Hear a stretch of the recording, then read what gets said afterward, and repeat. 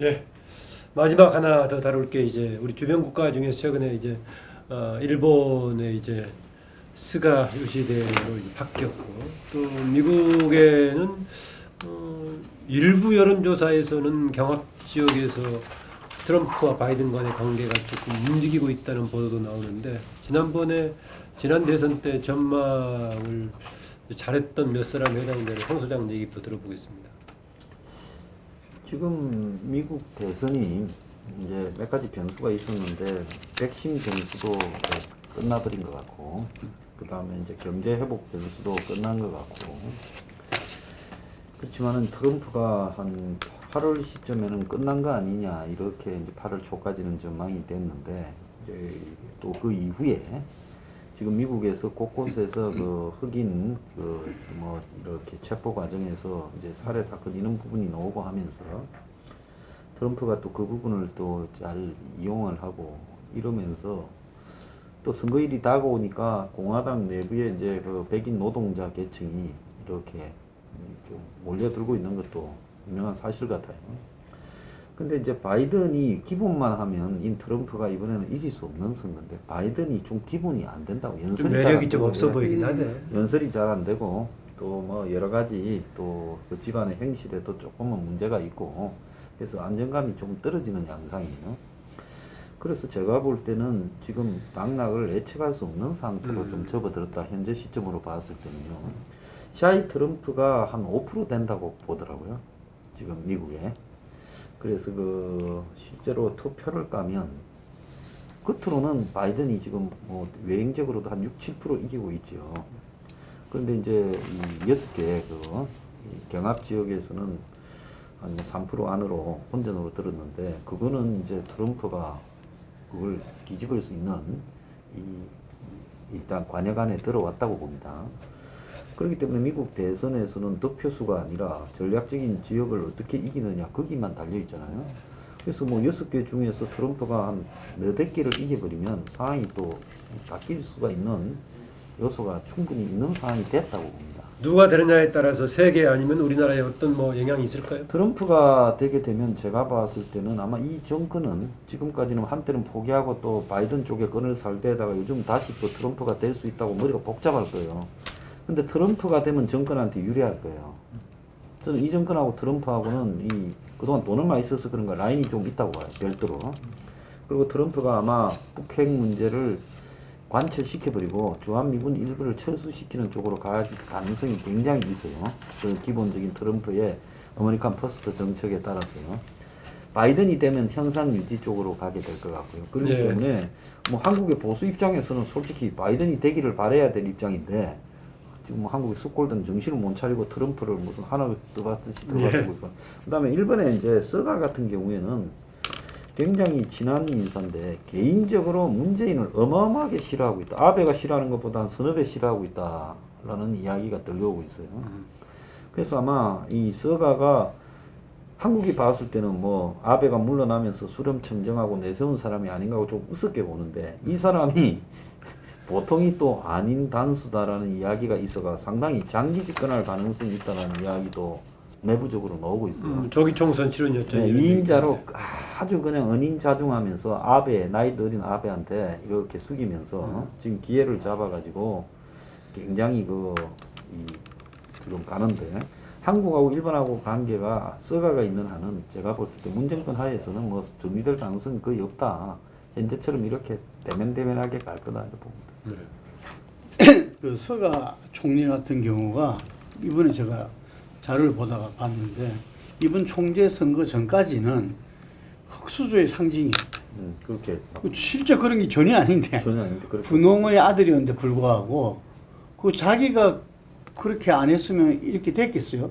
이게 자기 그걸 포장을 그래서 금방 이야기한 대로 상당한 마키아벨리스는 분명하다. 이게 그래서 이 표면적으로 아베 정권 개성을 갖다 이야기하고 있지만 조용히는 어떤 그 아베와 선긋기를 할 가능성이 크다. 그리고 그거는 이제 금방 말한 대로 이 선거를 갖다가 통해서 자기가 어떤 실제 그걸 지었을 때 그렇게 할 건 선 같고. 그으면 어느 방향으로 긋는다는 겁니까? 네. 스가가 어느 쪽으로 더 움직일 가능성이 있는 거예요? 이 스가 같은 경우는 본인은 이렇게 이야기했다 그러. 자기는 정치 철학이 없다.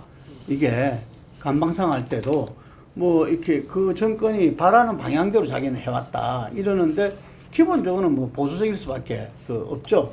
없는데 이 총리 간저의 이렇게 이 엘리트 관료들과 모든 일을 처리하는 그런 방식은 좀 아니라는 거예요. 예를 들면은. 그래서 우리나라에도 뭐 무는 싫어하겠지만 그 사람이 싫어한다 치더라도 외교적으로는 조금 텀은 있을 수 있지 않느냐 이런 이야기들이 있더라고요.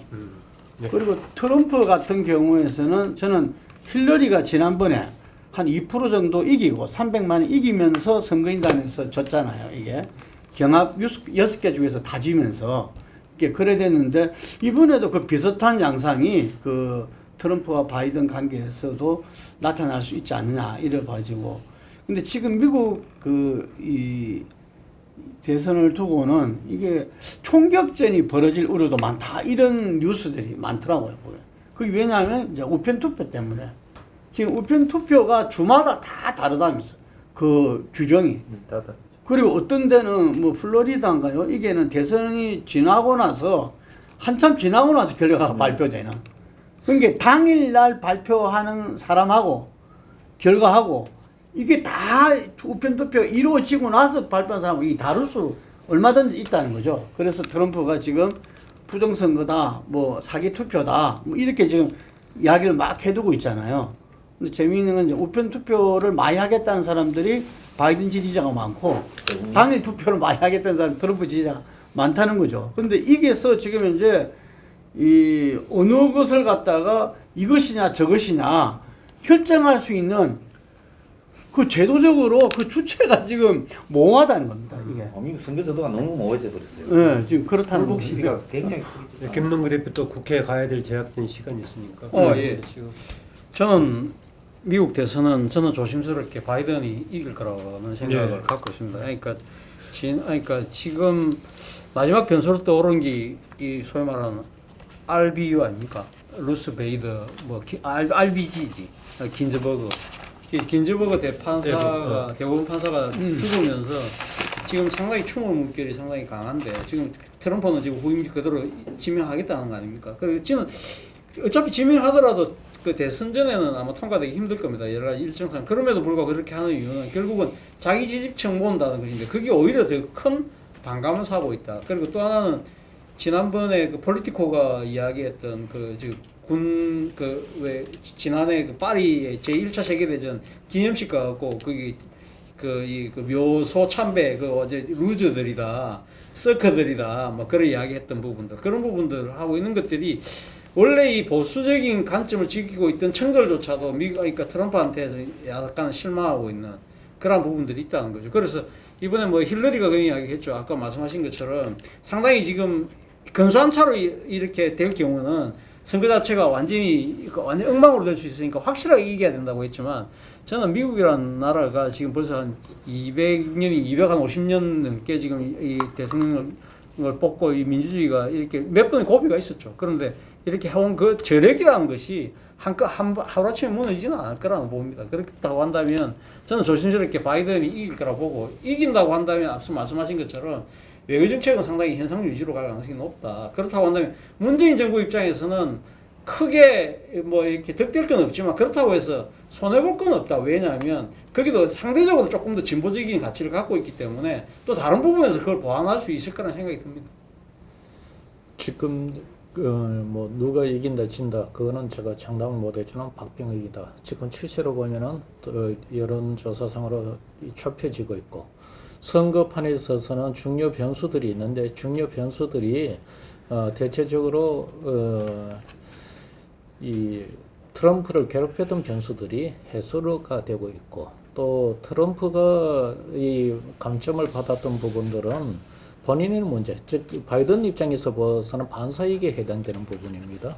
그런 것들이 지금 이전에 비해 갖고는 영향이 약화되는 조짐을 보이면서 여론은 지금 뭐 어떤 여론조사 하나는 역전했다는 것도 또 나왔지만은 전체적으로는 뒤지기는 해도 따라가는 추세다. 선거판은 대체적으로 보면은 1, 2% 정도 격차를 두고 따라가는 사람이 막판에 가면 유리해지는 국면이 많습니다.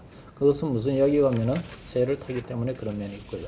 그러면은 누가 되었을 때 우리나라 한반도 영향력, 과거에는 예를 들어 현재 보수당은 공화당, 우리나라 보수당은 공화당, 우리나라 민주당, 진보당은 미국 민주당 이런 관계를 많이 두고 봤는데 이제는 그런 구독도 거의 이제는 무너지고 있는 형국이다.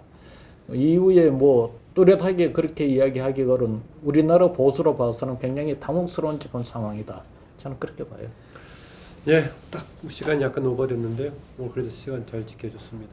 여기서 마치겠습니다. 수고하셨습니다. 네, 수고하셨습니다. 네.